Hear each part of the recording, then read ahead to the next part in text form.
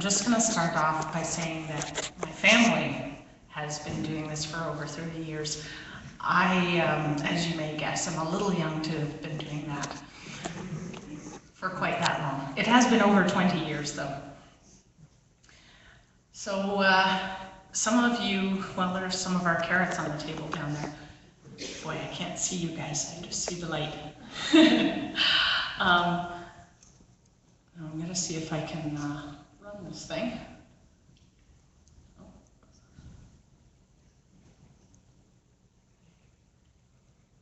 There we go. So this is a picture of our farm. We started with one farm and it's increased. My father-in-law bought the original farm in 1981. This is the farm that I live on. And we farm along the banks of the Nith River. It makes for very good fertile land. One of the things that is really important to us in the way that we farm is that everything we do is also about community. The community in our fields and the community of people like you who eat the food that we grow. The people that farm it are just as important as what we grow and how we grow it. In the field, it's about balance. And properly balanced soil is healthy and productive. And I go to a lot of meetings where there are conventional farmers and they ask me questions about how we deal with various disease issues or pest management. And most often my answer is that we don't have that problem because we have well-balanced soil.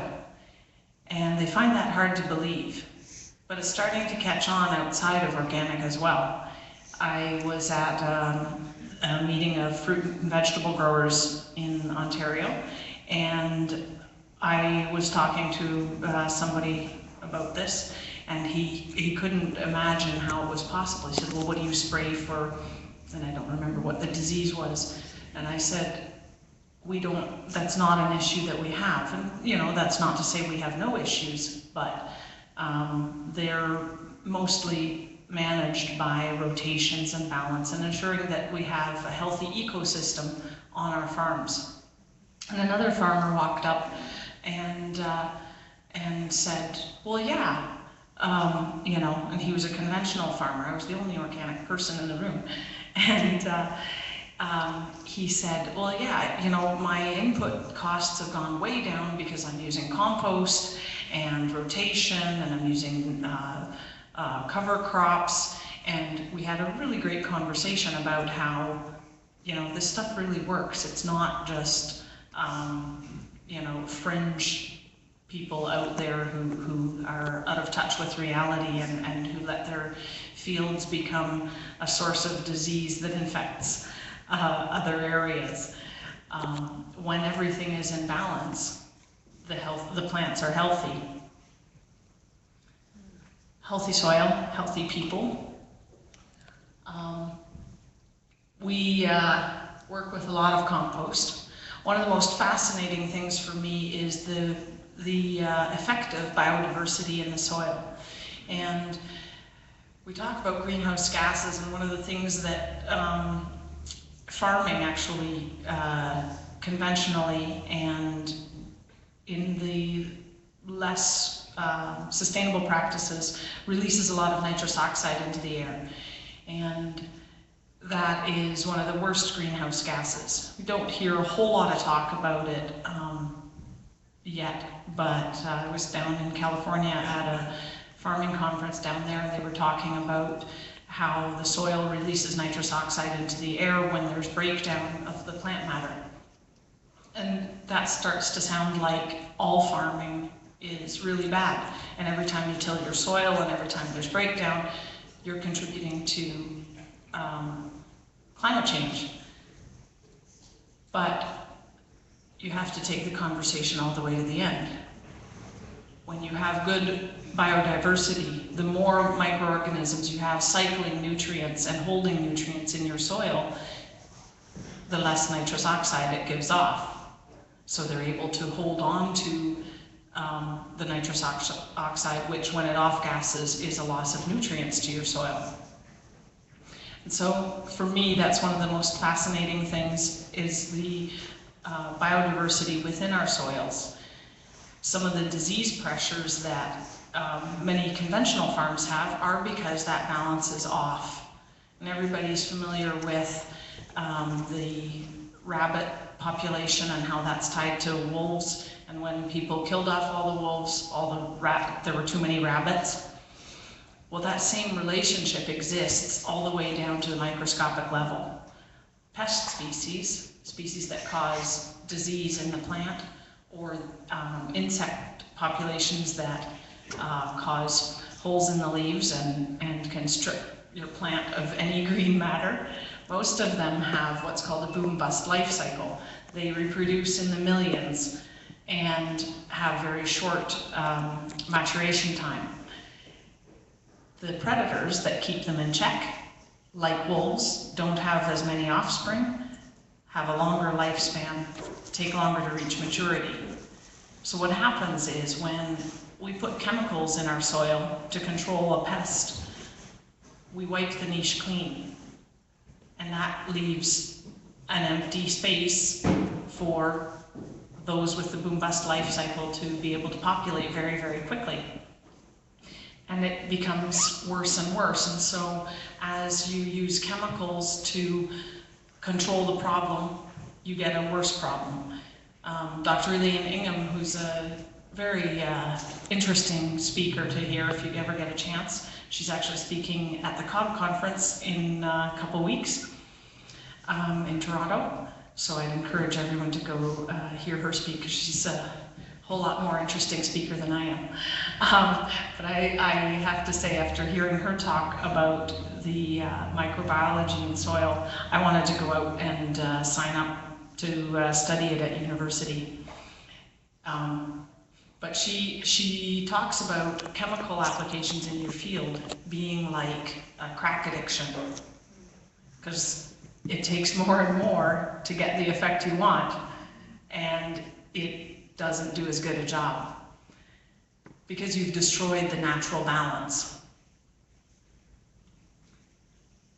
Balance in our soil that leads to healthy plants and us having healthy food to eat also balances the ecosystem around it. The conditions that support healthy soil balance and healthy plants also enable us to have healthy ecology around our fields. And each of these pictures was taken on my farm. So we've got butterflies, we have bumblebees, honeybees, osprey. They successfully reared 2 chicks this past summer. So that was very exciting for us. Spiders, there's a red-eared slider turtle, snapping turtle, and of course a toad. And there are many more. I couldn't fit all the pictures of wildlife on one slide. And want to leave space for some questions as well. So thank you very much for coming. If you're interested in knowing more about our farm and what we do and how we farm, you can check out our website. We've just started a blog and a newsletter. And we have gotten busy on social media too. So lots of ways to connect if you're interested. I can take, I think the idea is that I can take some questions now, if anyone has questions. Yes? I've always wondered how you cope with the pesticides and stuff from neighboring farms flowing onto your field. Well, the organic regulations require a buffer strip. And so when there are 2 farms that are adjacent and one is organic and one is not, you have to have a wild area in between. We just have a really wide fence row between us and our neighbor. We only have 1 farm that is directly adjacent to our land because of the river Much of our land borders on the river, and bush at the back. But the fence row between us and our dairy farmer neighbor is more than 20 feet wide, and we have trees growing in it.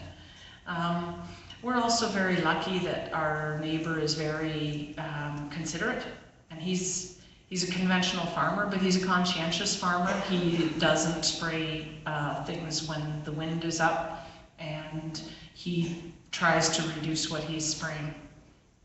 So that doesn't always work for every farm, because sometimes, you know, if you're wanting to grow soybeans and your neighbor is growing soybeans as well, cross-pollination becomes an issue.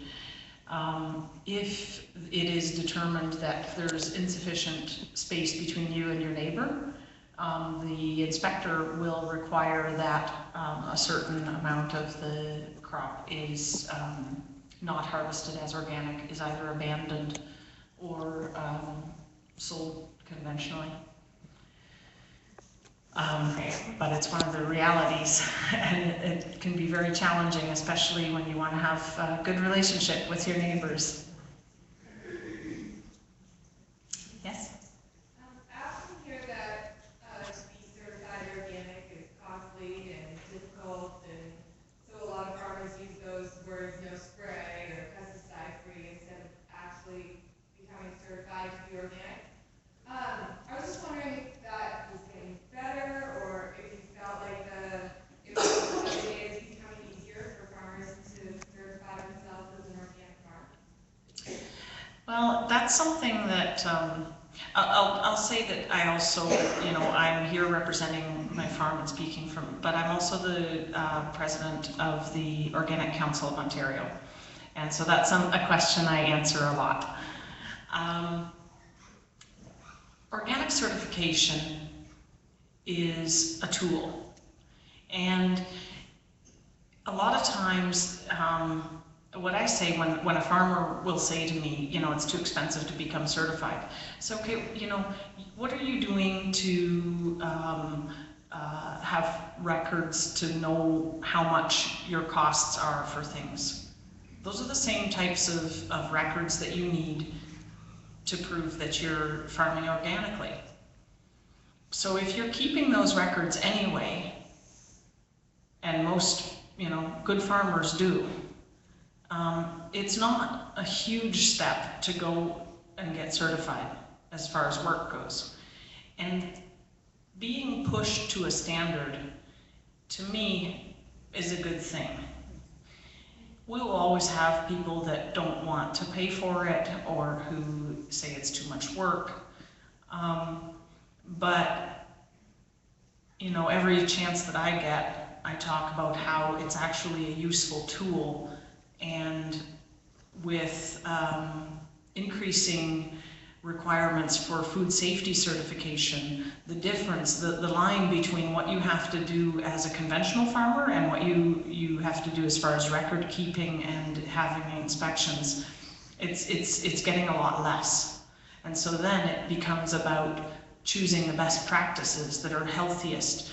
And like I said, you know, about that conventional farmer who's applying compost and using a lot of organic farming techniques.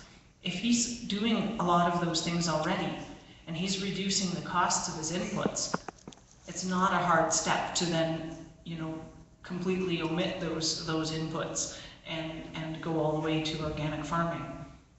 And I would be surprised if he doesn't someday take that next step. Yes? Can you describe your soil balance that you were talking about for growing your carrots? Like, what is it that carrots need? That's a really long list.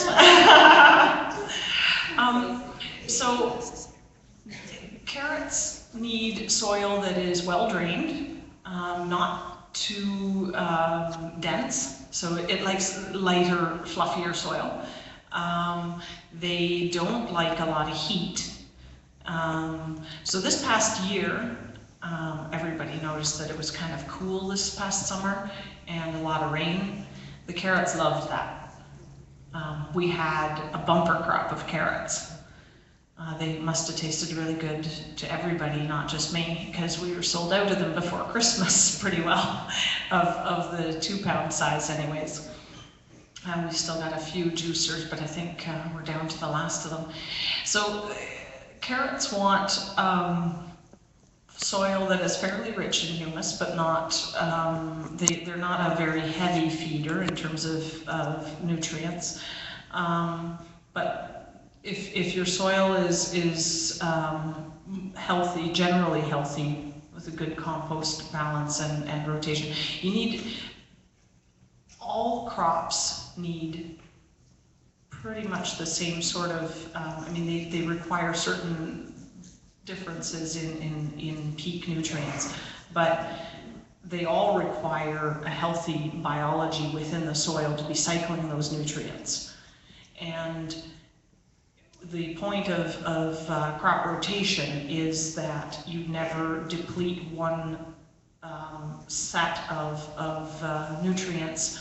And so we wouldn't put carrots and beets right after each other. You wouldn't put cabbage and kale and broccoli, you know, season after season after each other, although that sounds like a rotation, right? Because but broccoli is part of the group that's brassicas. So you have broccoli and cabbage and kale and cauliflower and Brussels sprouts and collards, and they're all part of the same family. So they draw a lot of the same nutrients, and they also are susceptible to the same types of diseases. Does that answer your question at all? It's a very complex answer, sorry. Okay. Okay, the gentleman in the glasses. Okay, what I'd like to ask about is new people entering the farm work. What I'm noticing is that people who have large, big mega farms, their kids aren't really interested. I'm wondering if the organic world is different, if there's more people. And for someone who's just starting out, is the organic world an easy world to enter? I've heard of Farm Start and other groups like that helping people get started. Can you talk about it? So the barriers to farming as a new entrant, probably one of the biggest barriers is land. You know, access to land is pretty tough. If you can overcome that, you still need, you know, cash to get through the first few years of, you know, mistakes and learning curve. Because even if you go to university, hands-on experience is a definite asset. And in that regard, my father-in-law, and at the time that he said this, he was in his 70s, we were standing at the edge of a field and looking at a crop that had been hit by some pretty bad weather and some disease issues, and it had been just a wild ride that summer. I thought, wow. And we're standing at the side of the field beside each other looking at it, and I said, well, Papa, I've never seen a year like this, but in all your years, you've probably seen something similar. And he stood there and he looked across the field. He said, nope. Every year's new. So even if you have a lot of experience and you can draw on people that have a lot of experience, sometimes they're just, you know, you just gotta roll with it. So that's one of the other things, you know, if you don't have that expertise or experience, knowledge base to draw from in the previous generation.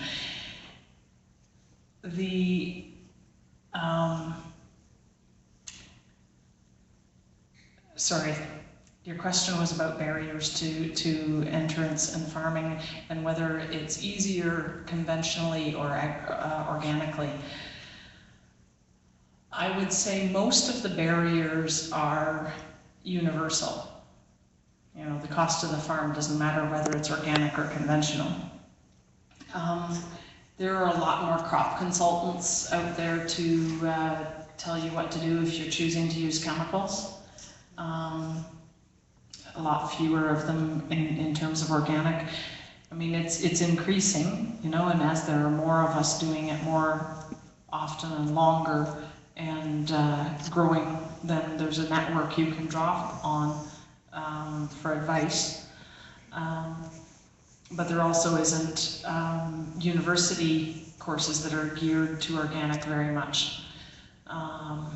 It's mostly focused on chemical farming.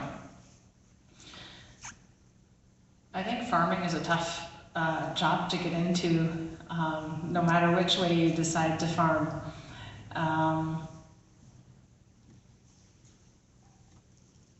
So I'm not sure I could say whether it's easier one way or the other. Organically, you know, it's a lot. You have to do a lot more preventative than conventionally. Chemicals, you see a problem, you go, oh boy, and you can spray something for that. Whereas organic, by the time you see you've got a problem, usually it's too late. You needed to catch it before that. I think part of what I wanted to get to was that I wanted to ask if there are any cities that are making it easier for farmers that grow food next to the city, so that farmers in the city have a very cooperative relationship. And if you know any cities that are doing that, I would certainly like to see more. We have agricultural advisory committee that I think is just going through the process now, taking on new board members. So I'm wondering if we can get people on that committee that they will then make it happen that farms that are on the edge of the city will be directly linked to what the city needs and does. That would be wonderful. Now, that was the idea with the Greenbelt. And while I applaud the idea of the Greenbelt, I think there were a few things that could have been done better. It's difficult to create those linkages, and there isn't any jurisdiction I'm aware of that is encouraging organic farming over conventional farming. So yeah, I don't think that anyone is doing that. I mean, Toronto has a food policy council, has had for quite some time, and like I said, the Greenbelt, which is an Ontario granted, you know, organization. But you know, they've had a lot of hurdles to overcome. Even within the farming community, or perhaps especially in the farming community. I'm not sure I have a really good answer for your question there. Okay, I've got white. Young lady here in the white. So I know Bennington is a large supplier to many different natural food stores and service services and what have you. I was wondering how many acres you guys farm on, how you keep up with the demand, like how many farmers you have working for you. So thank you for that question. Actually, that's one of the things that I love best about how we farm is that we farm on our own land, but we also work with a lot of other smaller growers that don't have the infrastructure that we do. And so we grow about 600 acres in total. And then we work with, I don't know the number off the top of my head how many farmers. Some of them are as small as a couple acres, but in total it's about another 600 acres of produce that we market from Ontario farms.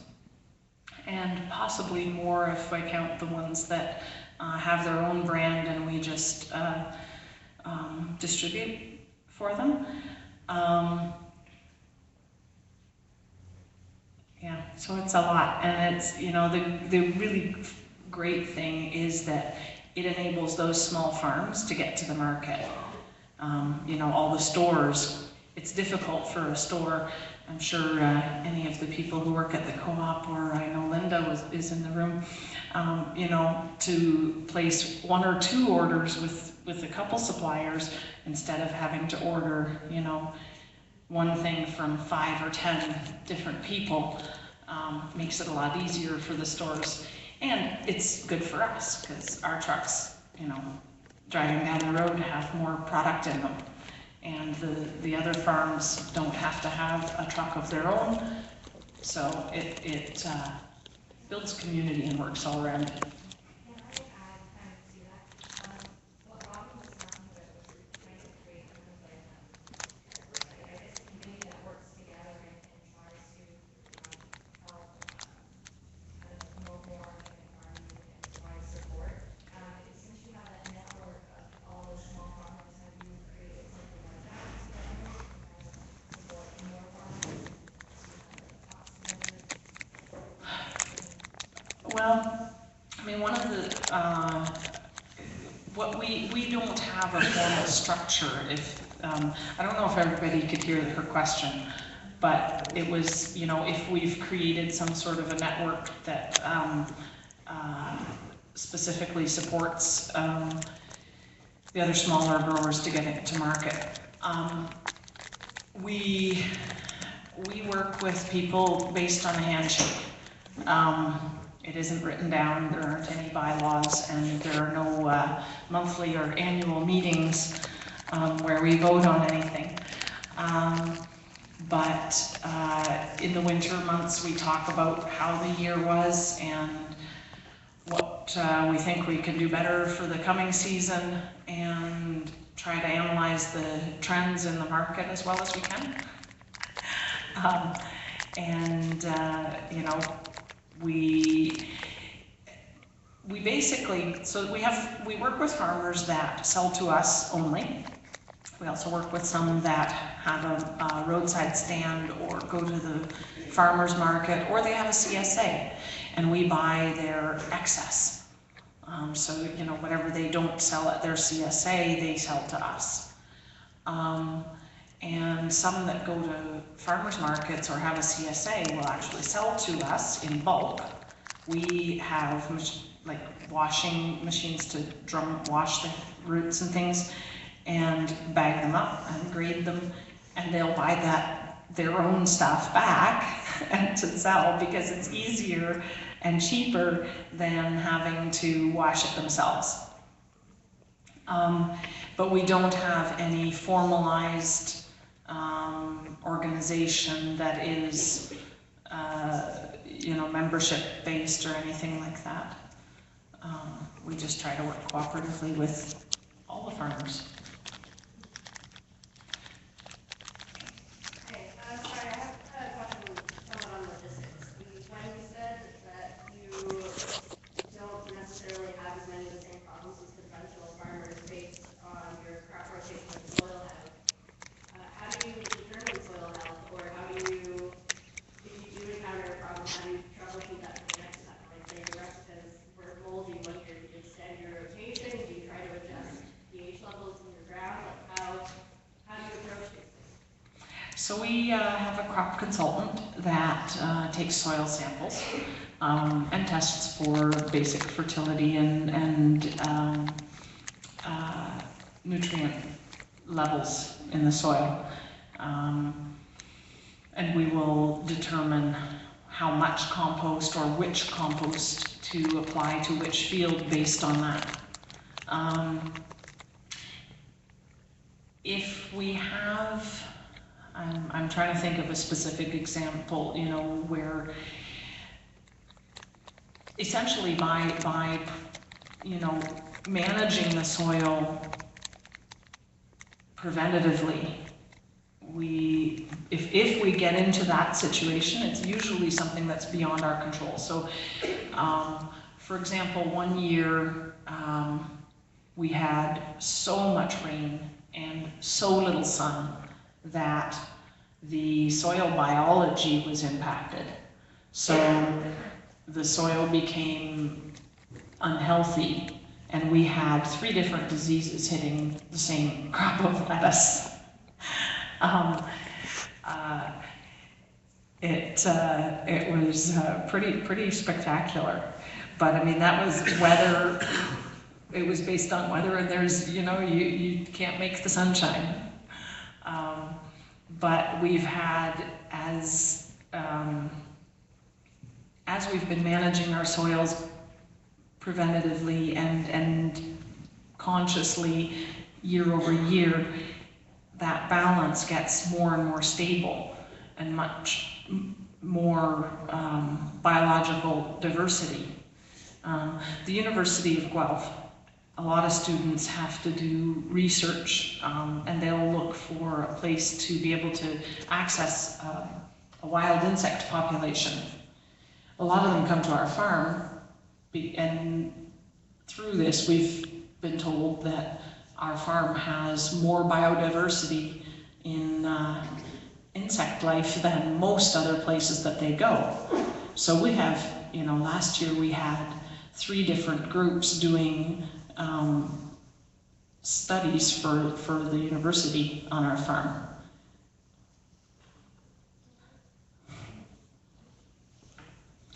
Yes? Do you use any natural insecticides if necessary?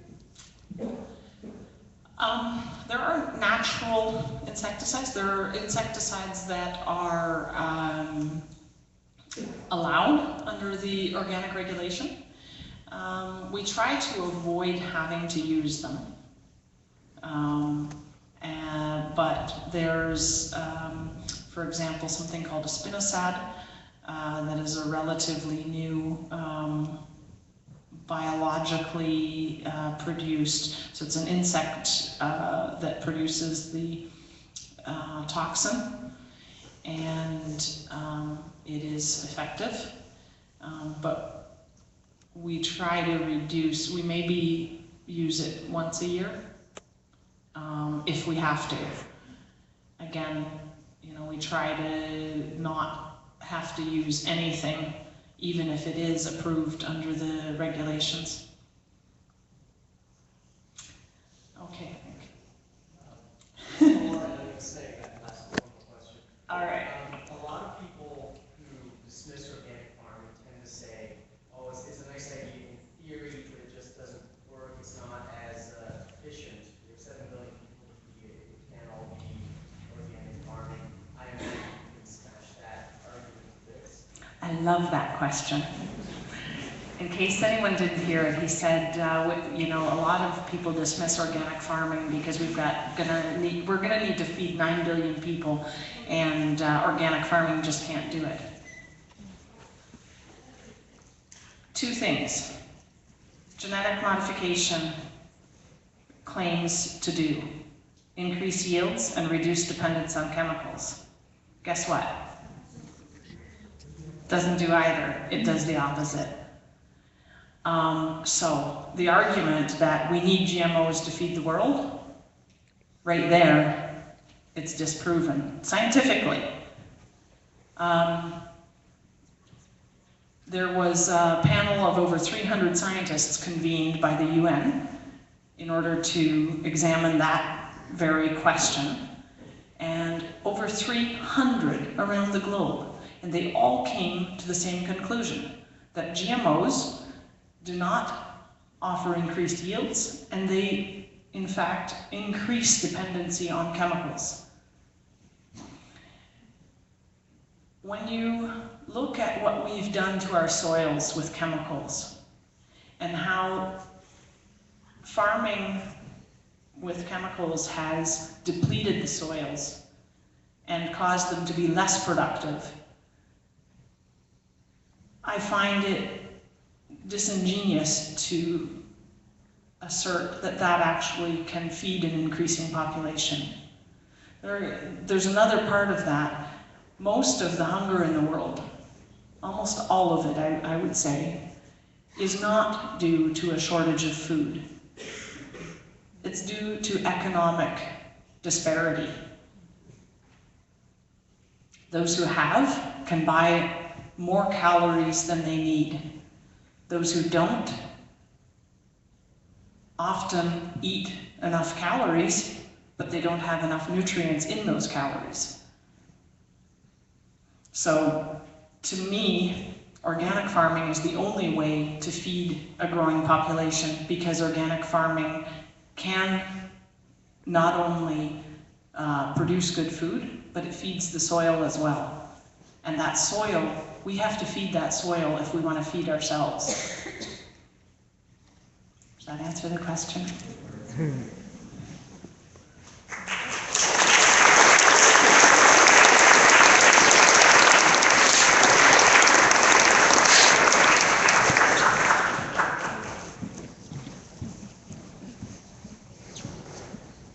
Well, Jennifer, thank you very much for telling us about your operation and answering our questions. I urge everyone to take a look at their farm, go to the website, and learn more about it. Again, thank you very much, Jennifer.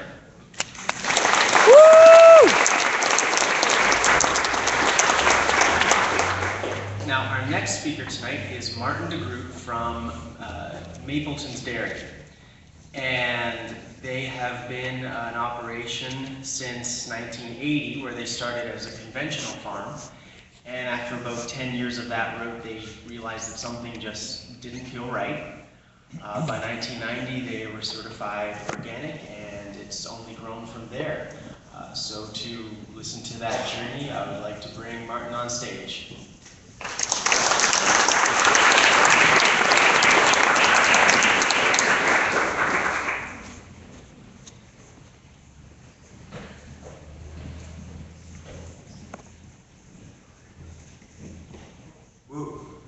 This doesn't feel right, standing way above you, but Jen and I said, we're not going to stand on that podium, we're going to stand in between the people. But the organizers of tonight said, no, you have to stand on the podium, so that's what we'll do. A lot of issues were discussed already with Jen, very good ones. I might react later on to some of those issues, especially about young farmers. If I forget that, maybe somebody should remind me to talk about young farmers. My name is Martin Groot, owner with my family of Mapleton's Organic Dairy. I want to talk a little bit about our history and about our life, our journey through life, because it's always good if you know where you come from, because then maybe you know where you're going. As mentioned, we started farming in 1980. We immigrated, my family and myself, from Holland, more or less by accident. Came to Canada, to the farm where we're still at.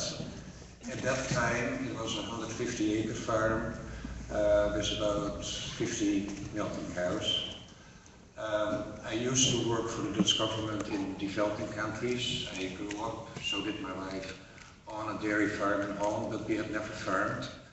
So farming was quite new to us when we came here, and it showed us right away what a great country Canada is for immigrants, because the neighbors were extremely helpful to help us and to teach me how to plant corn straight instead of crooked. Took me a couple of years, but I think eventually we got it. And these days there is nothing to it anymore, because every farmer in this tractor has a GPS that keeps you. So all that effort to learn to plant straight was a waste. But that's what history teaches you. The early 80s, and I'm glad there are some older people in this audience, because young people sometimes don't have a clue anymore what I'm talking about.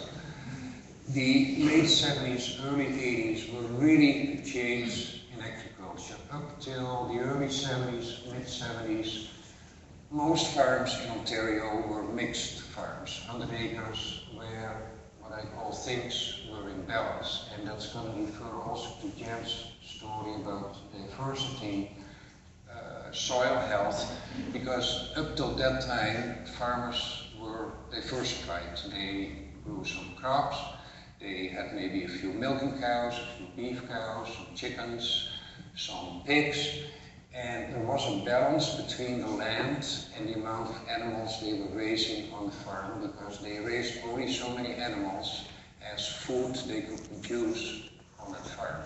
All those animals produced, of course, manure that went back in the fields, and the cycle was closed. There was a kind of imbalance. Then, late 70s, early 80s, things started to go, in my opinion, haywire, because the Russians started to buy massive amount of grain in North America. Farmers were told that we had to fill that market, that we would be millionaires in no time. I'm still waiting. And we were going to feed the world. We have heard the argument on and on and on. Farmers have to feed the world. Don't know where it comes from, and I don't know whether it's true that we farmers have to feed the world, but that's a different story.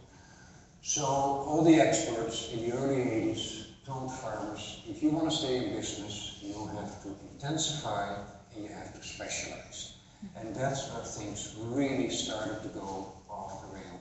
Because all of a sudden we had a farmer that only had chickens. The next farmer only had massive amount of pigs. The third one was only a dairy farm. They, all of a sudden, the land was out of balance.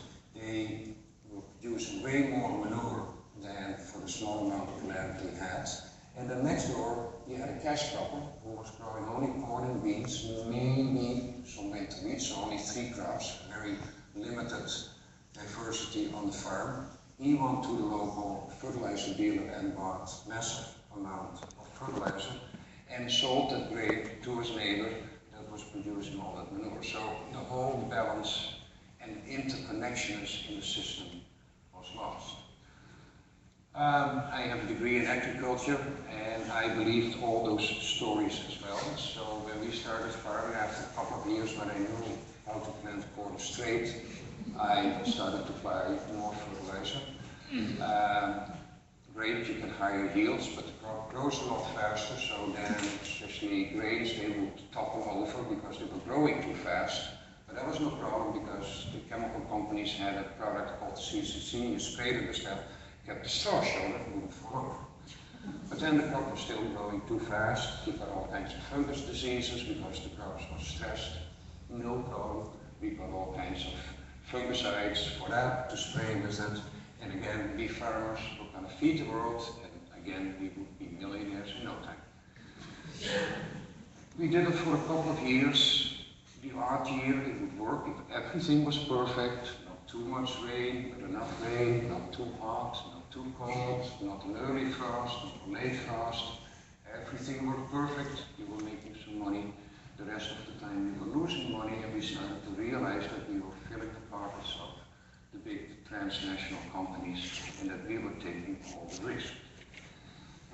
My wife, and we are talking mid-80s, started to talk about organic farming. She said we should go organic.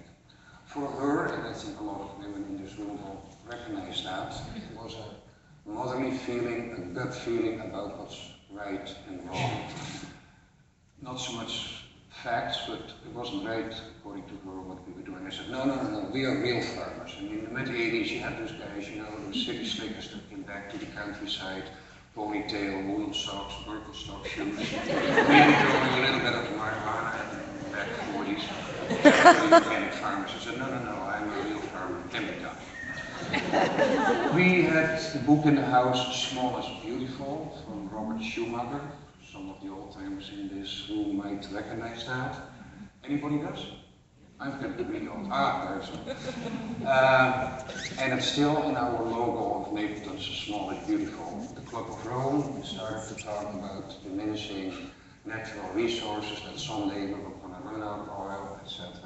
We had the book. My wife and I had heated discussions in the winter about going organic or not. We have a big wood stove in the kitchen. We disagreed with each other. She said, well, if you really don't want to do it, what's the use of having the book? She opened the wood stove, threw the book in the wood stove and burned it. End of organic farming?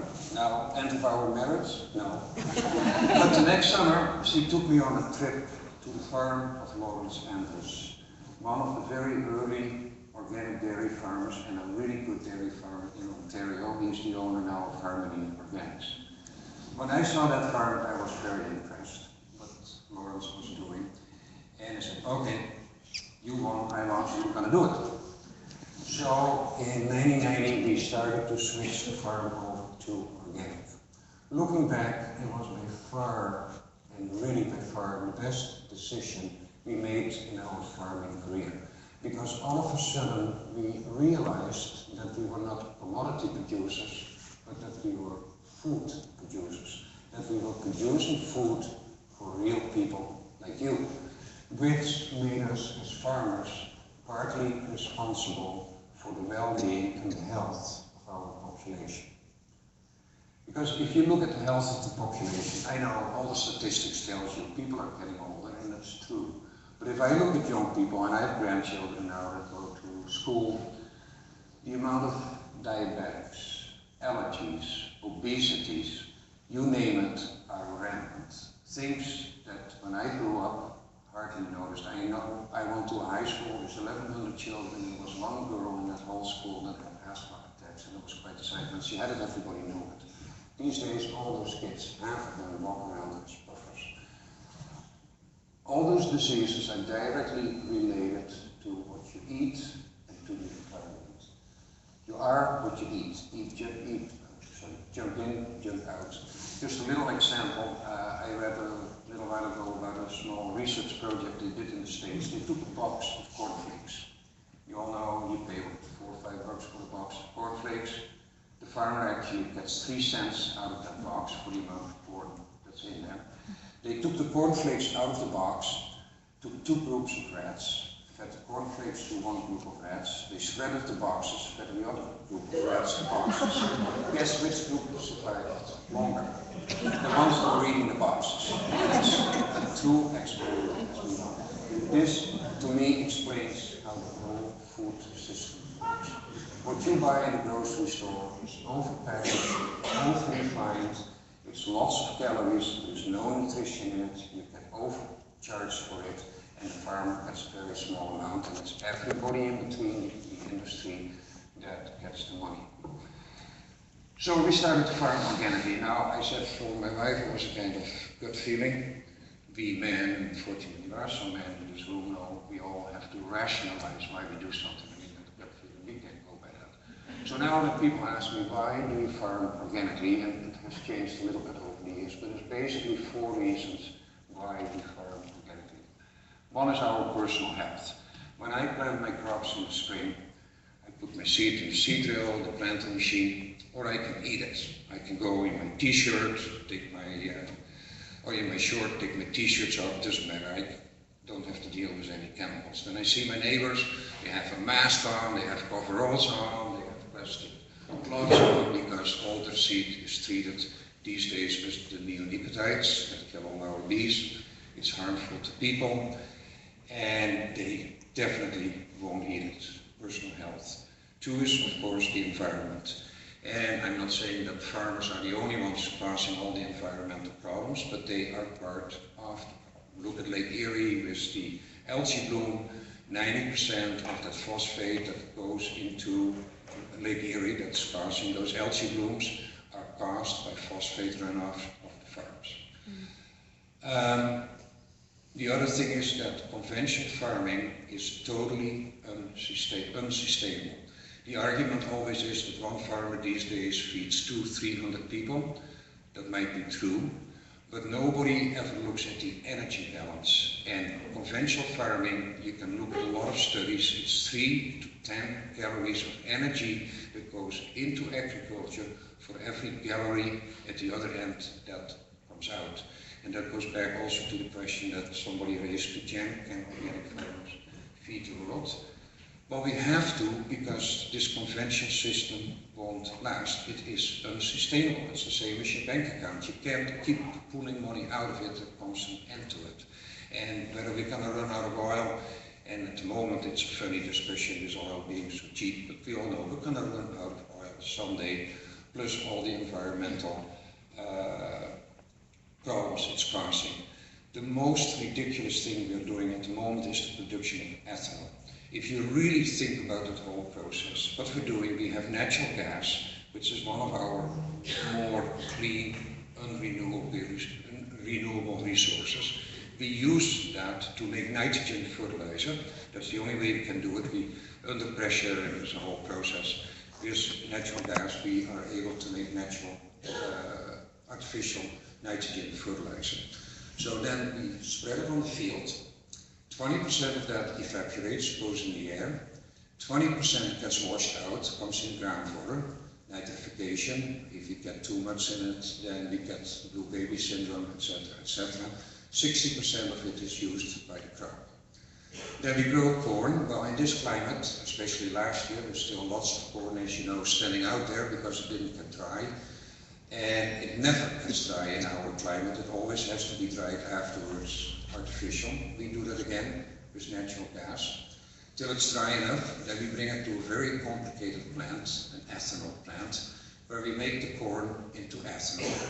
We put it in a truck, bring it to the gas station, put it in the car, and we essentially have a renewable green energy.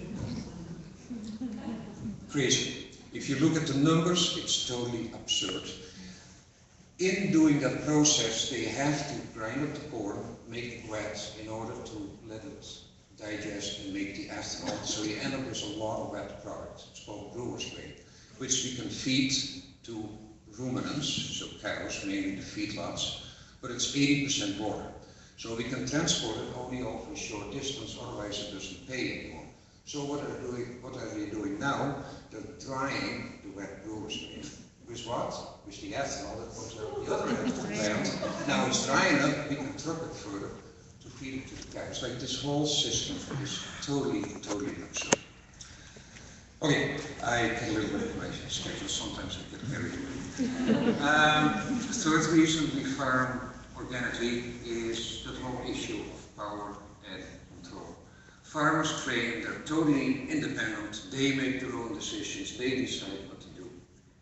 If you really look at the system, farmers are the mother of agriculture because it's the big industry that tells them what to do and how to do it. The government does very little research anymore in agriculture. Extension has totally been taken over by the industry, and farmers are really literally told what to do. A great example, again, no matter what you think about the whole GMO issue, is if I want to grow a GMO crop, I sign a contract with Monsanto. I promise in that contract that at the end of the season I won't keep any of that seed that I have produced on my farm. I will sell it. I also give Monsanto the right to come back next year to check all my fields to see whether I really didn't keep secretly any of that seed at the farm. If I did, they'll drag me to court. Quite a few probably have heard about Percy Slicer on the prairies, where that happened with the canola. And they have done, if you look on the map of North America, they very systematically have picked farmers all across North America to set as an example that they won't do that. My point is that when you sign that contract, it's the same as leasing a car. I don't own that seed, I'm leasing seed from Monsanto. There is a reason why what we do is called agriculture. It's culture. And we have lost a lot of it. But if you look, for instance, at Africa and especially India, seed is the foundation of agriculture. And it's most of the time done by women. They select the plants that are the healthiest 1 year in the field. They collect that seed, they save it as seed, they trade it with the neighbors, they trade it with neighboring villages, and it's a whole culture. As soon as we start making seed in a commodity, and you can lease it, your independency is gone. It's bad here, but it's, if you see what's happening in India and Africa, the consequences are even far worse. So, being an organic farmer, we don't depend on those large transnational companies anymore. And to be honest, it got very quiet on our farm when we started to farm organically, because all of a sudden I wasn't invited anymore to crop meetings. Salespeople didn't come in the lane anymore because I wasn't buying anything. There was no money to be made at the Lutz farm. Very quiet, it was nice. But, and then the last reason we farm organically, and which has become a lot more important, is the relationship between the producer and the consumer. If you talk to conventional farmers, and if you talk to a lot of consumers in the city as well, there is such a huge distance between the two of them that nobody has a clue anymore what the other one is doing. The average item people eat is traveled about 2,700 miles from the moment it was produced till it's eaten. The city slickers, excuse me for the words, I'm a country boy, don't understand why those farmers need those big barns, why they need all those chemicals. They talk about agribusiness, etc. They don't understand it, and the farmers, they complain about the stupid city slickers. They really don't get it. We take care of our animals, of course we take care of our animals, and we have to do this and we have to do that because we supply them with cheap food, etc., etc. So there's a totally disconnect between the two. The organic movement, in many creative and different ways, is trying to shorten that distance between the producer and the consumer. And we have come up with a lot of very creative ideas. CSAs, farmers markets,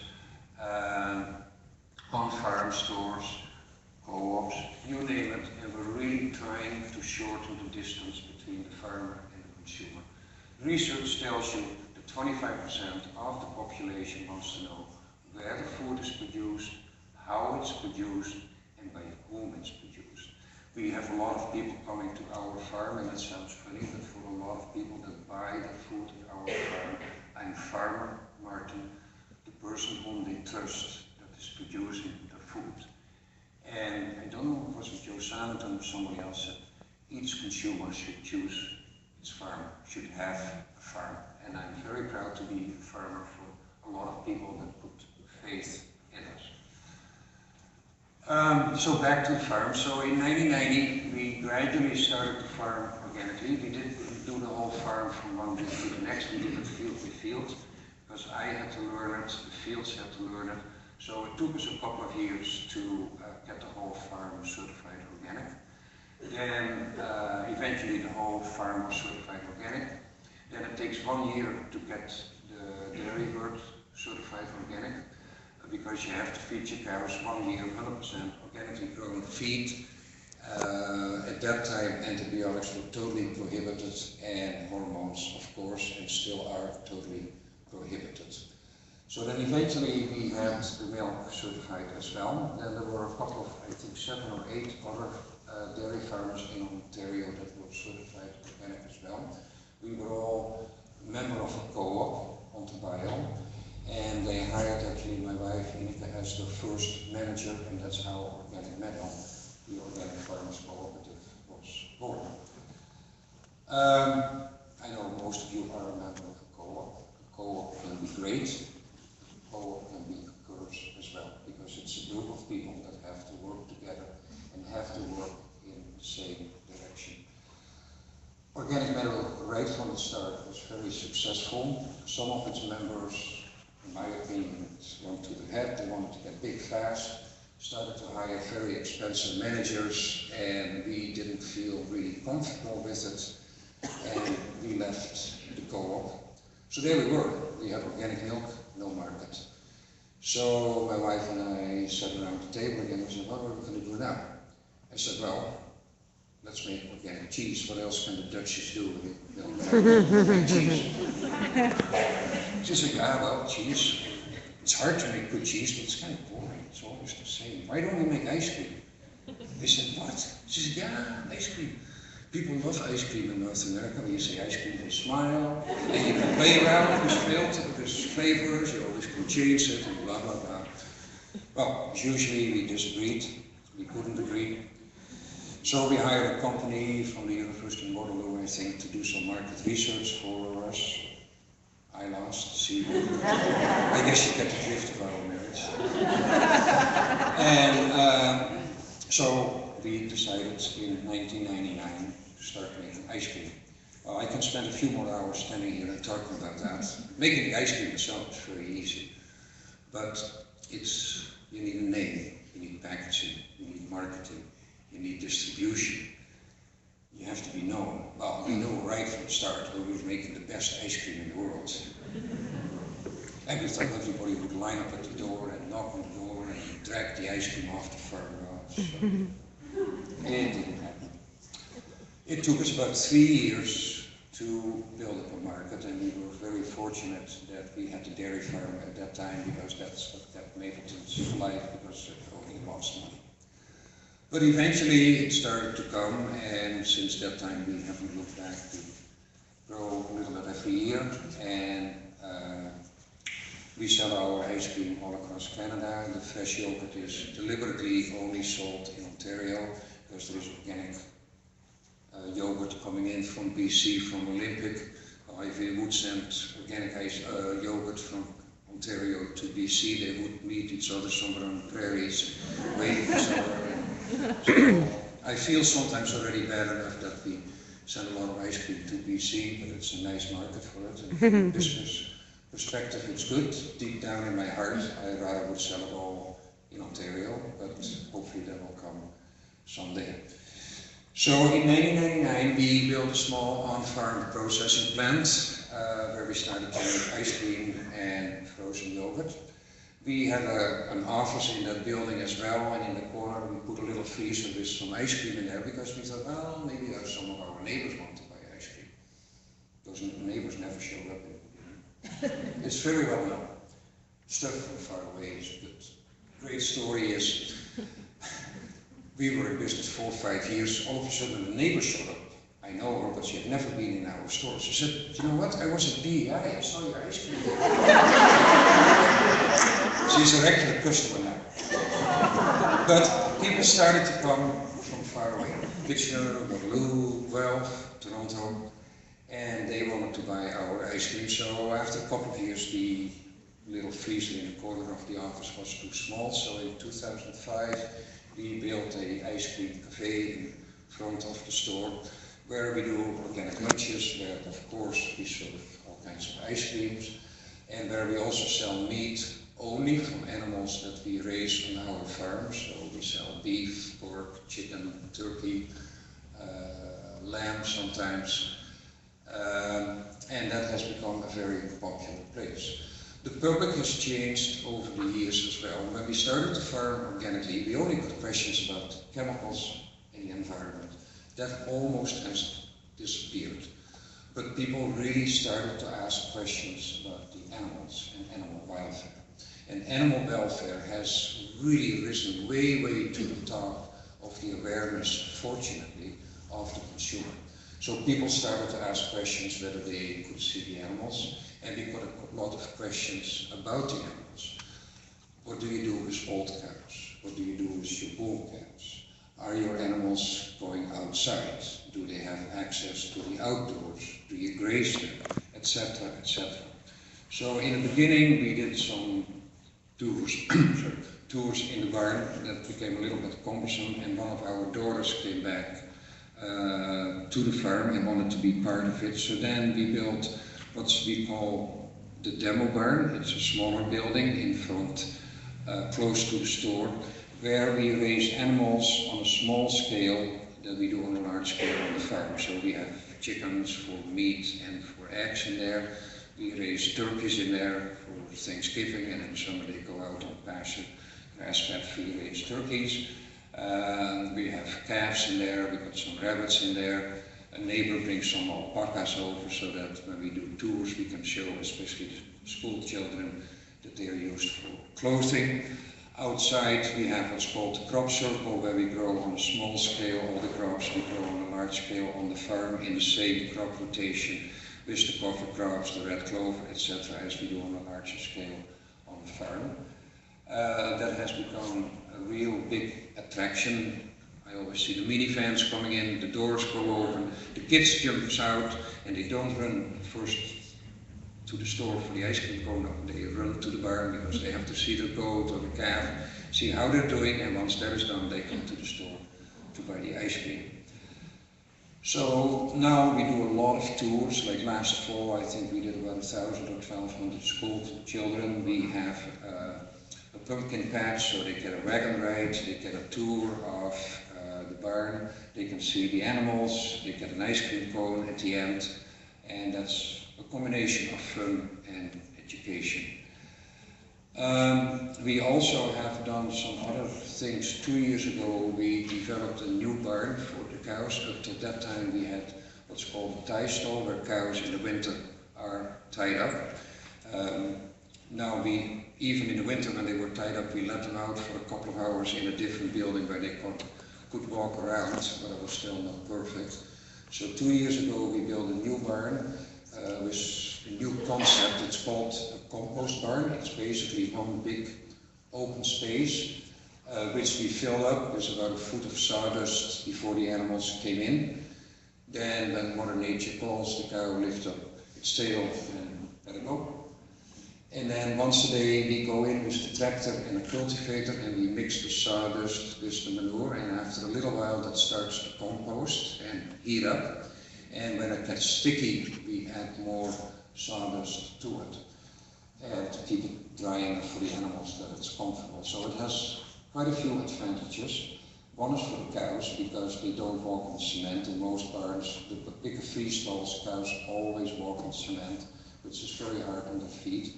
This is soft, so it's very good for the feet. It gives them lots of footing, so they never slip or slide. You can go in a lot of the bigger dairy barns where cows walk on cement, and those poor girls are always afraid that they fall because they always walk like this because they could slip, and if they split it does a lot of damage to them. So that doesn't happen.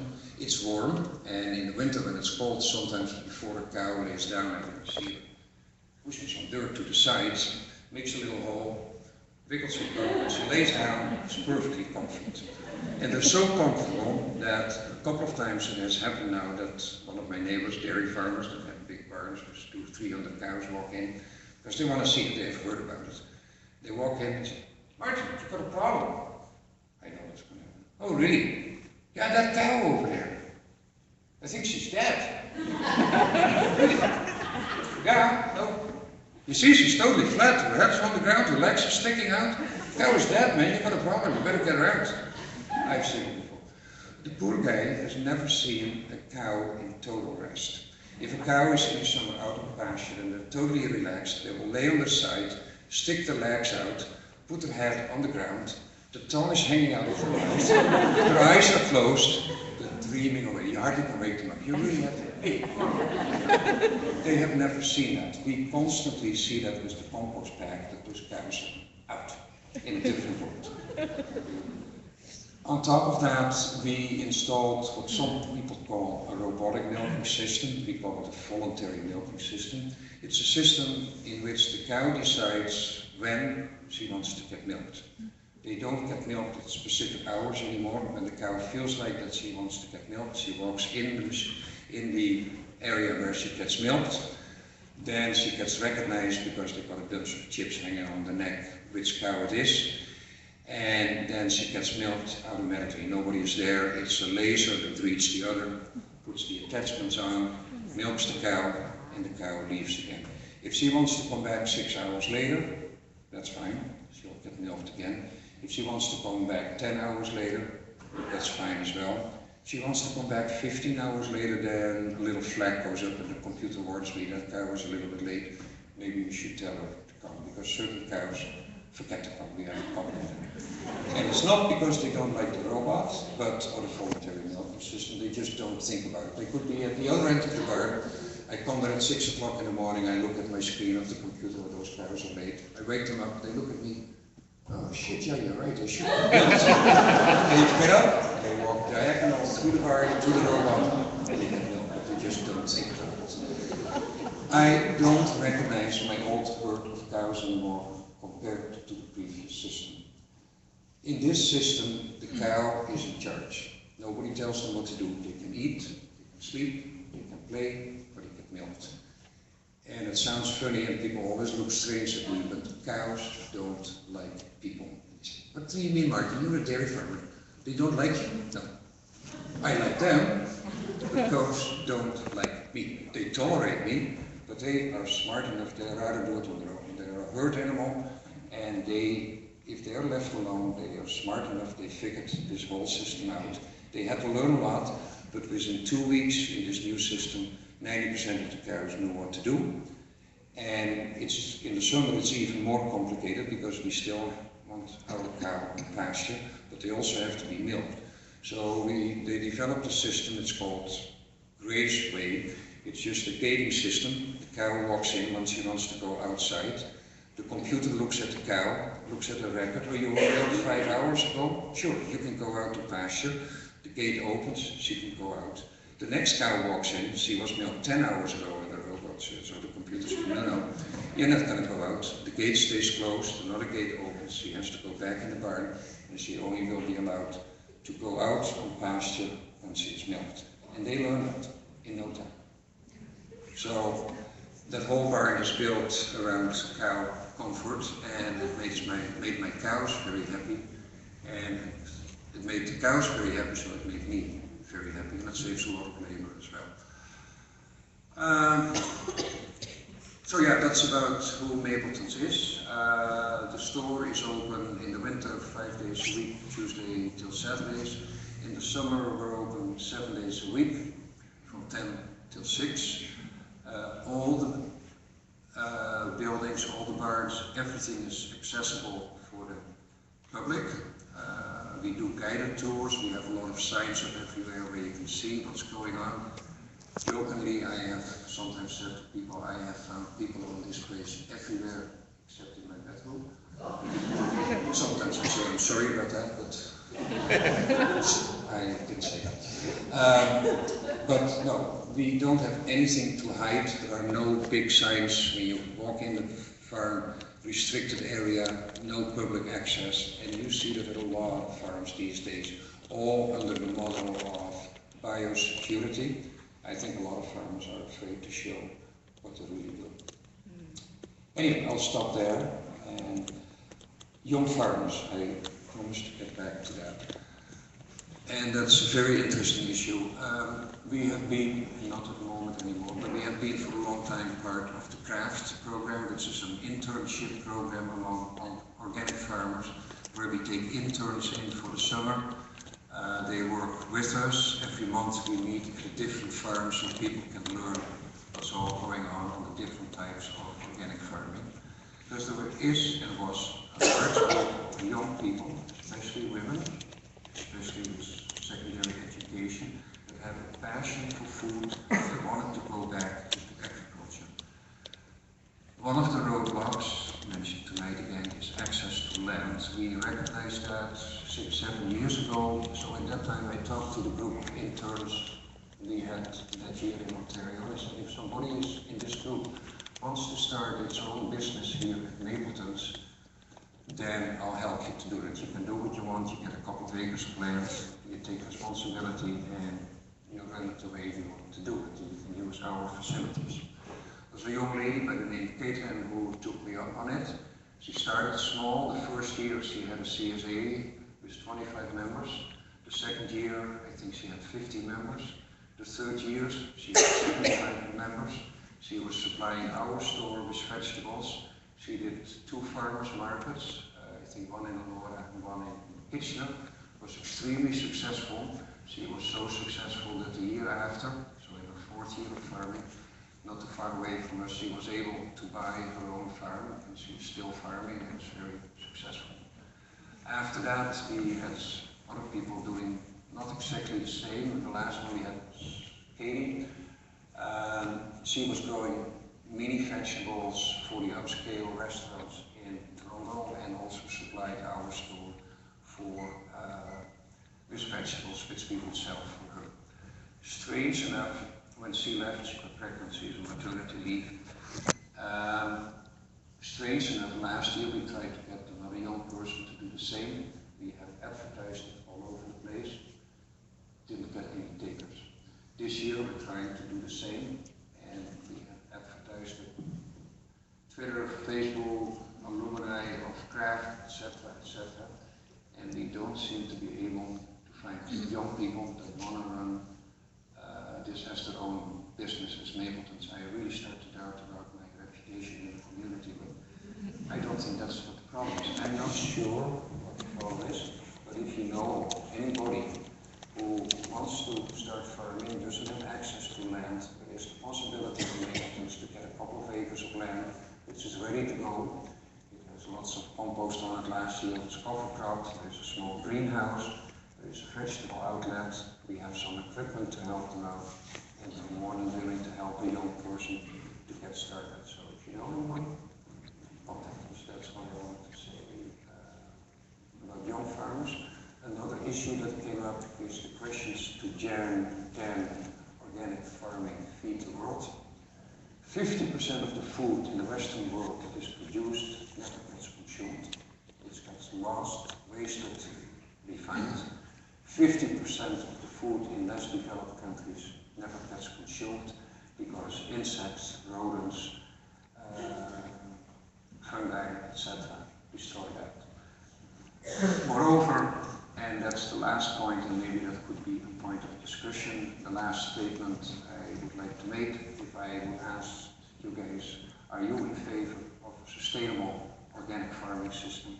Everybody would say yes. Then my response to that is it's great, but please don't stay or become a vegetarian, eat meat. But don't eat chicken or pork, eat that very sparsely, but eat grass-fed meat from ruminants, cows, goats, sheep, camels, alpacas, you name it, because they are the ones that keep the system going. One, they supply us with a really good quality meat, because it's grass-fed and not grain, but we need them in this system of sustainable agriculture to build the soils. If you look to the history of North America, and it applies to the rest of the world as well, what built the soils in the Midwest, in the States, and the prairies in Canada? Bisons. 10 million bisons moved back and forth, back and forth. They ate the grass, they put the manure on it, and it built the soils. And we're still reaping the benefits of those soils because they built in the Midwest a huge amount of topsoil. We're losing at least a millimeter of that topsoil per year now, and eventually there will be nothing left. The Romans come down the drain because they made that mistake in North Africa, which was the breadbasket, and they couldn't do it anymore. People in the Middle East, the Mesopotamians, the same story. They depleted the soils because they didn't grow the grasses anymore. And we're doing the same mistake here again in North America. We're depleting our soils. In the Midwest, all we grow is corn and soybeans, corn and soybeans, corn and soybeans. We're depleting the soils. There's no organic matter left. And in no time, we are getting rid of our topsoil. And once that is gone, it's the end of it. Anyway, thank you.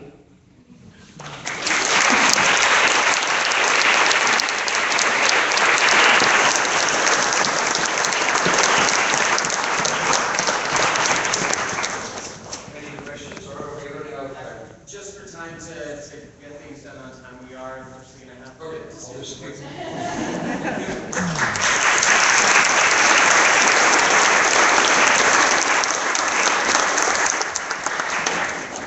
Thank you very much, Martin. It was terrific to hear about your operation. To keep things going with time, unfortunately, we do have to skip our intermission. However, afterwards, there will still be time to look at some of our tables. We have the library here. But we are going to go straight forward to our final speaker, and that is Alex Nurnberg. And Alex is the creator of Sunnyview Farm and a member of the Rose Community Land Trust. They like to do things differently, and in 2010 they actually swapped out their cows for water buffalo, which sounds really neat to me. I know nothing about them, and I can't wait to hear what it's like to raise water buffalo. Everyone welcome Alex to the stage.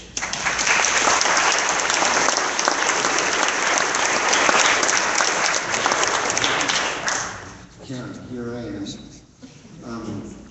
I'm not sure how I got into this situation, but as I'm here, I talked to Sarah a few days ago and I asked her, what's the topic? What am I talking about? She said, well, soil health. So I thought, what do I know about soil health? Isn't that much. I know a little bit, I admit I do, but it's not half an hour worth point of talking. So she said, so what do you know anything about? I said, water buffalo actually. And she said, well, if you can work that in. And now here I am working with water buffaloes into soil health. And that's an exciting topic. Not the soil health so much, but the water buffalo. Because these animals, I should have bought a picture. But then I had really no time to prepare this a minute. So these animals have been with people for 3,000 years. There's more water buffaloes being milked on earth than Holstein cows. And most of them live with small family units, and they have one or two of the water buffaloes in Southeast Asia. And they supply the family with milk and cheese, and they are being looked after mostly by children because they're docile enough to go along with the kids, 10 years old, and look after them. So this is their personality. They can be mean with each other, I admit. I've seen that, but with people, it's amazing. It's not an animal that is an object. It's an animal that turns around, looks at you, and makes a contact. And that's a personal contact, because you come back, and the same animal comes to you with the same contact that you just had 3 days ago. And that happens even to people who visit the farm and sometimes stand there, look at the animals, and I go away, I do something else because I'm kind of busy, and I come back half an hour later, they still stand there. Look at the animals, and the animals are looking back. That's a great thing. And if I could make some of you come out and take this in, just shut up, look at them, and drink what comes out of their eyes, which is thousands of years old and comes from way beyond, you would be surprised what happens inside of you.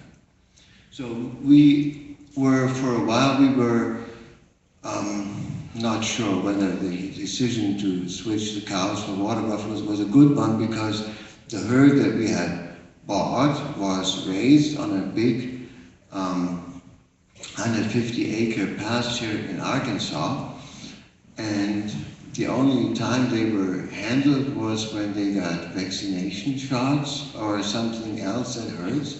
So their relationship to people was kind of, I'm not so sure. And so when they started to calve, and we thought, these are nice animals, we are nice to them, they will be nice to us. We put them in the parlor, we milked them, and they were kicking us. They were kicking us so bad that we thought this was the worst decision we made in our lives. But after 3 years, things have changed, and there's peace, and we even bring people in contact with them because it's not so dangerous anymore. Well, there's lots of things to say about these animals and about their... Look at that! Oh, that's so nice. Now I feel at home. Isn't that cute? Yeah. So the milk that they have is something different than Holstein milk. I don't want to say anything bad about Holstein milk or any other cow's milk, particularly when there's other producers in the room.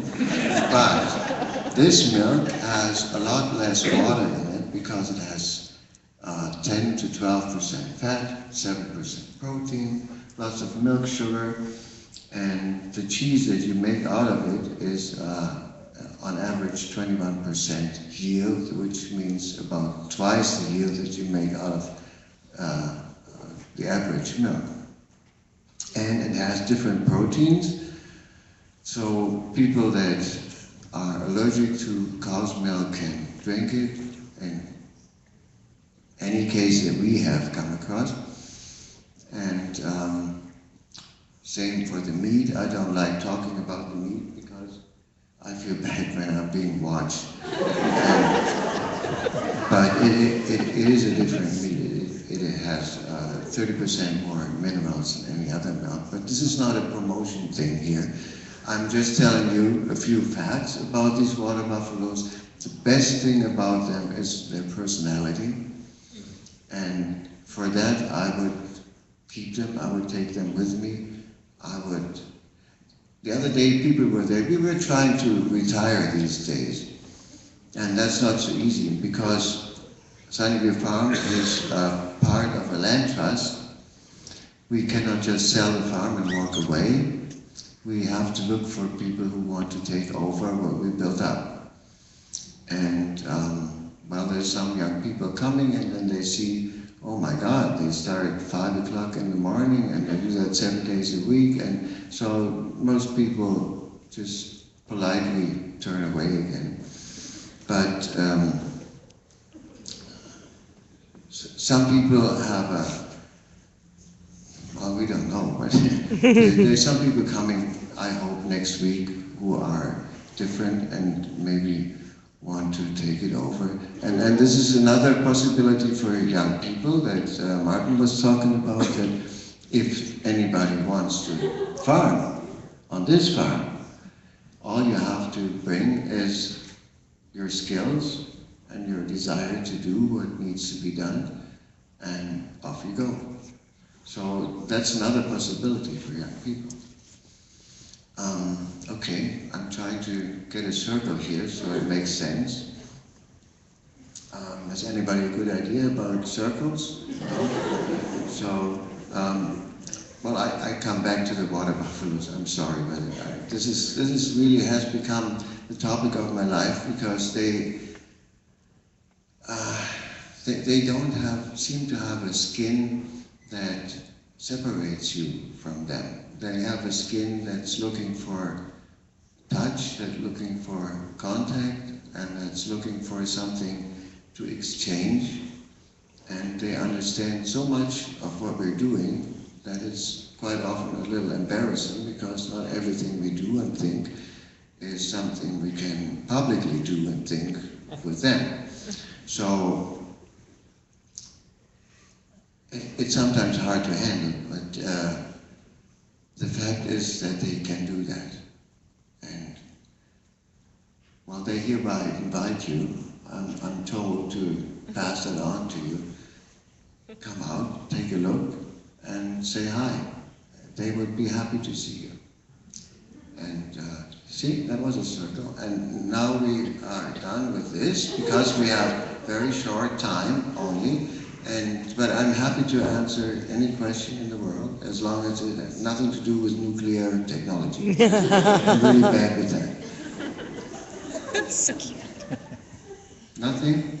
No questions about water? Come on. Yeah. How soon can we come visit you? How soon can we come visit you? Tomorrow morning you're making coffee for us? Not today anymore, but tomorrow. Tomorrow, yeah. You can give us a call. That would be handy. I may have some time for you. But usually every day we're always there.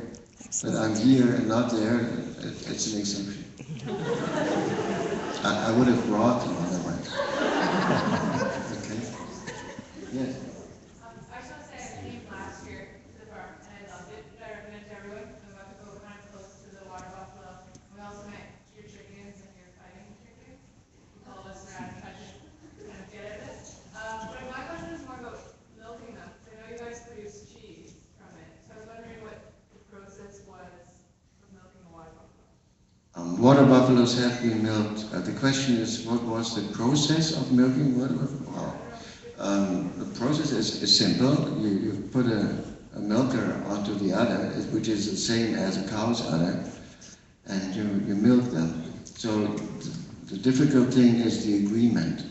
Can we agree on being milked on one hand and milking on the other hand? So if there's a mutual happiness, then it works. And that's the process with all animals if you want to milk on Earth. It's the same thing, but these guys, they don't mind after 3 years. So and the animals that have been raised on the farm, they are different, of course, because they're family, and they accept us as parents, and we get along fine. How big is your herd now? Question is, how big is the herd now, Alex? We have 70 animals, and that includes the little ones and the big ones, so that's the grand total.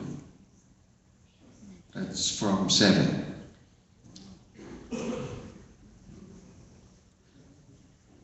Yes, please. You mentioned that they came to you, came to you from Arkansas.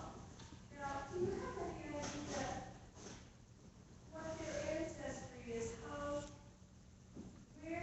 How did they get to Arkansas? Did somebody bring them 25 years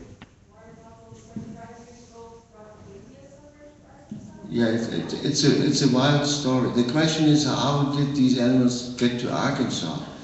Because the first animals, as far as I know, were raised in Persia, when Persia was Persia and not Iran. When it was time for the Persians to conquer the world, everybody needs to conquer the world at some point, and the Persians, it was their thing, so they went, and they took water buffaloes with them and spread them all over Southeast Asia. This is how that happened. And so they came also, oh yeah, then there's the story about Caesar and Cleopatra. They were hanging out on the Nile River, overlooking the world and making very important decisions. And then Caesar said, "What's that?" And she turned around and said, "What do you mean?" "Well, these ugly animals, what are they?" And apparently she hit him. And then she explained to him those were the water buffaloes that she dearly loved, and they had fantastic milk, and here, have some. And he had some, and he loaded a ship with 300 of those cows to Rome. And this is how they got to Italy, and this is how mozzarella was born. That's true. Quite true. A little bit. So, this is, and so the story of their wandering around the world is amazing. So from Asia, they also came to Romania, Bulgaria, Azerbaijan. All these countries have water buffaloes, and they all have their own breed. And South America is full of them. We have some that were bred in Panama, and then there's some in Costa Rica. We had the agriculture minister from Costa Rica visiting us because she was interested in our water buffaloes, and she told us, showed us pictures, and it was a very interesting afternoon. So there's more water buffaloes on Earth than you have an idea. Yeah, okay. Sorry. For milk and your cheese, do you sell it at your farm or do you have it distributed? That's a touchy topic, isn't it? Yeah, because, well, water buffaloes are not regulated under the Milk Act. And that's great. So nobody's after us, and we don't have to have quota, so nobody can take it away from us. So there is some gray, free room to roam. On the other hand, there's the health unit. And these people, I don't trust them. So I have no idea whether they're behind the next door. Maybe you are a member of the health unit. So we are careful. We tell everybody, no, we don't sell This guy's a milk. character. But you can visit us, and we can talk about everything on earth. This is how we see it. Okay. So, any more illegal questions? Yes, please. What do they eat? Do they just graze pasture all Yes, they are. Except for, because their production is a lot lower. They don't need as, they don't get any grain. So they can live on pasture and hay and haylage and corn silage, which is the whole plant, chopped into little pieces, but not dry corn, which would be detrimental to their rumen. And their needs are really comparable, except for that they're tougher. We haven't needed anybody to look after their hoofs for 3-4 years. So that's great. And they, if it's muddy, that's their pleasure. We had to dig a $3,000 pond for them because it's not only that they're called water buffaloes, they are water buffaloes. And if they can't swim, they're unhappy. So we had to dig this thing, and they went in and they're diving. And if you go to YouTube and you put in Sunnyview, then you can see them swim. It's really amazing. They can dive 24 or 30 feet without coming up, and they almost look elegant. This is the guy that tells me we have to stop? No, not yet. Okay, so we can take a question maybe. No? Yes, please. So you have a generation that's been bred on the farm? Yeah, we have the first animals that are born on the farm will calve early this summer. So you have male and female? You have both male and female water buffalo? Male and female water buffaloes, did you say that? Yes. Yes, you cannot avoid, if you have warm-blooded animals, you will have both genders.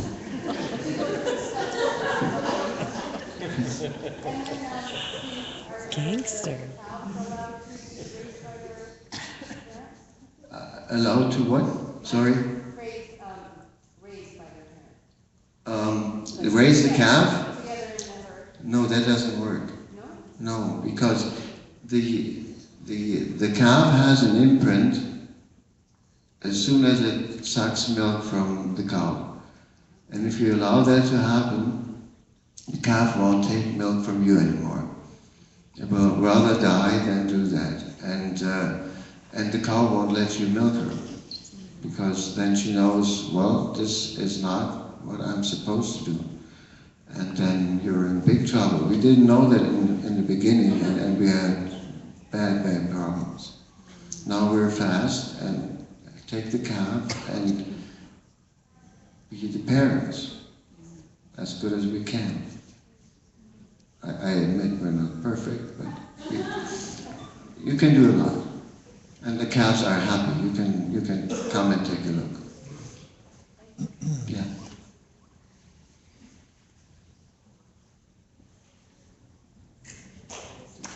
Oh, wait a minute.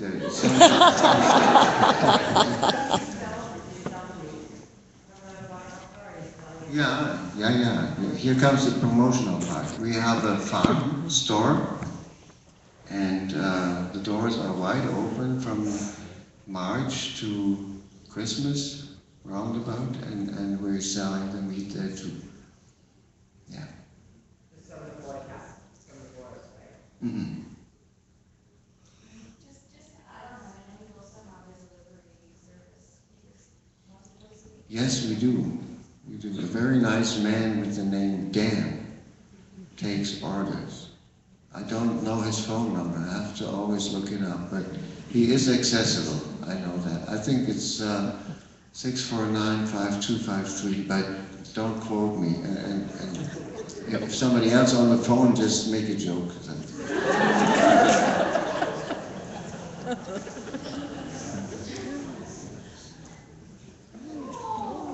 Are we through? Look.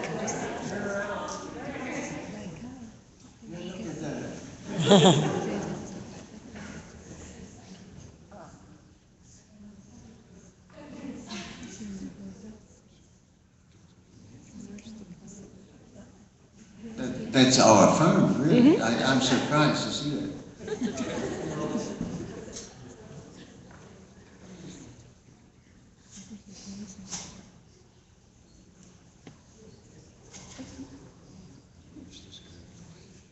Do you notice how gentle they nip the grass off the ground?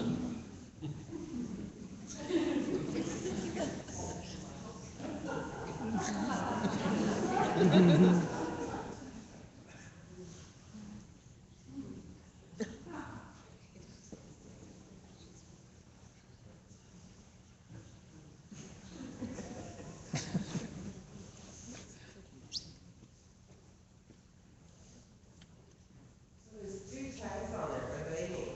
Why have they got tags on either?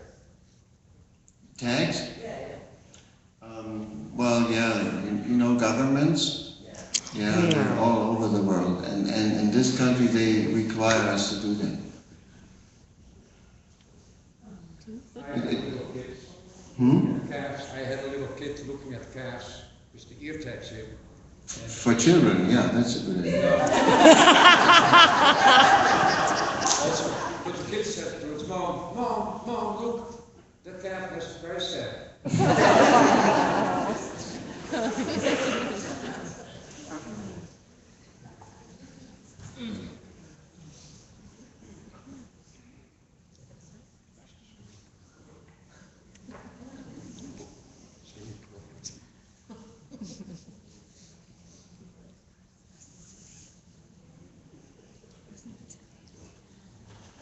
Who arranged that? This is such a surprise. Oh my God. Nobody.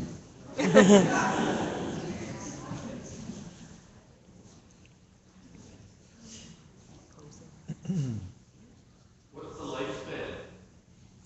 Oh, that's another great topic. They can be productive after 25 years. So if you look at our high-spun dairy producers here these days, they're being thrown out after 5-6 years. And these guys are, after 20 years, they're still around. So that can create a problem because you quickly have more animals than you need. It makes a lot more sense to kick them in the butt after 3 years. But we don't feel like doing that. So for us, it's very nice for them to have a long life.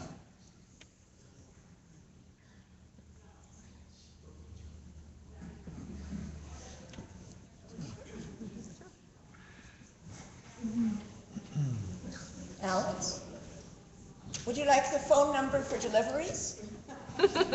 If you happen to have it, 521 521, you got something to write? Whoever wants it. 1153. Yeah, it was something like that. I'm always pretty close with phone numbers. So,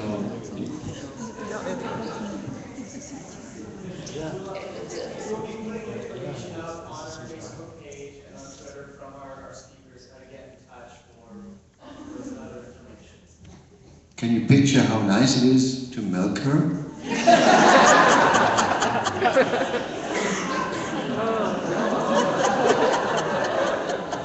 So we need a lot of water in the milk parlor.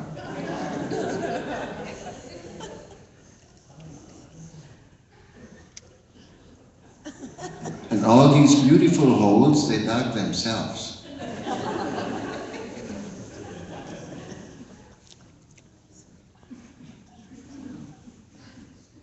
What do they do in the winter? Being bored. They spend a lot of time being bored. Yeah, and well, they do eat and breed and that kind of stuff. But they yearn for springtime, particularly in February. Like some people from northerly countries, I hear they go south because they can't stand it anymore. And so would we like to do that? Oh yeah.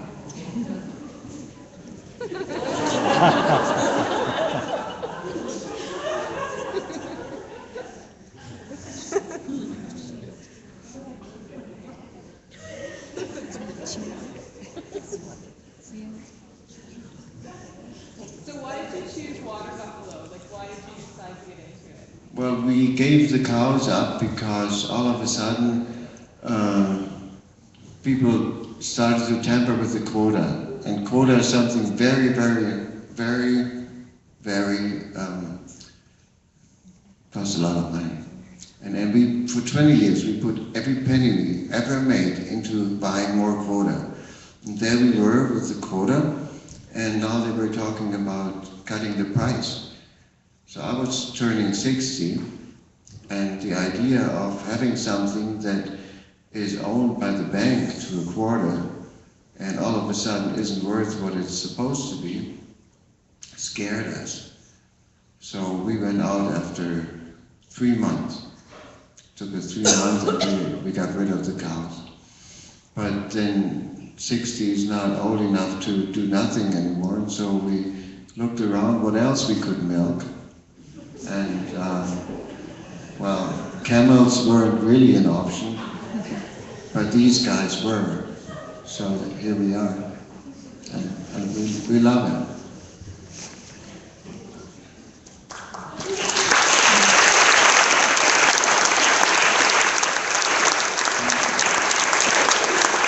So much for soil health.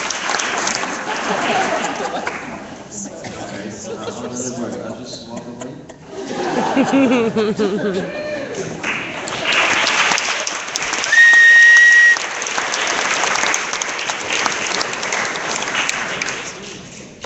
Thank you very much, Alex. I don't know if you heard it, but in the audience, I heard a lot of people saying, "Oh, they're so cute." Well, that concludes the second in our speaker series. I hope you all enjoyed tonight.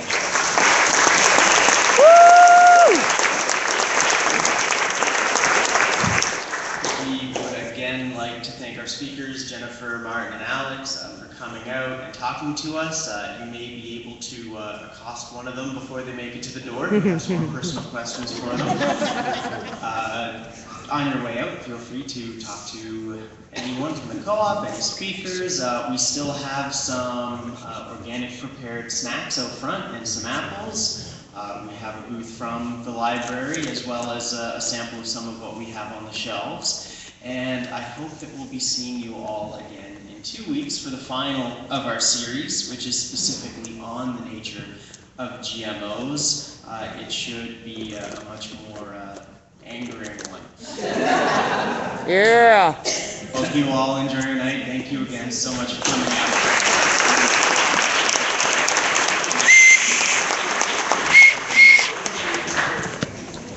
Awesome. Part 2 down. 1 more to go. 2 weeks. Join us here, Aeolian Hall. Thanks very much for tuning in, guys. Bye.